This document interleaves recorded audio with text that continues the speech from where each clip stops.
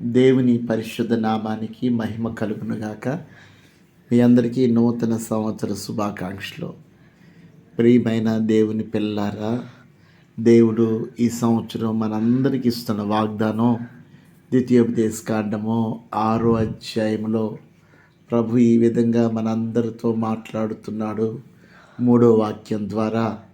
కాబట్టి ఇశ్రాయేలు, నీ పితరుల దేవుడైన యెహోవా నీతో చెప్పిన ప్రకారం పాలు తేనెలు ప్రవహించు దేశంలో మేలు కలిగి బహుగా అభివృద్ధి నొందినట్లు నీవు వాటిని విని అనుసరించి నడుచుకొనవలెను. దేవుడు ఈ సంవత్సరం మనందరికి ఇస్తున్న ఒక శ్రేష్టమైన వాగ్దానం ఏమనగా, ప్రత్యేకించి నీతో దేవుడు మాట్లాడుతున్న వాగ్దానం ఏమనగా, ఈ సంవత్సరం, ఈ 2025 సంవత్సరం ప్రభు నిన్ను బహుగా అభివృద్ధి పరచాలని ఆయన చూస్తున్నాడు.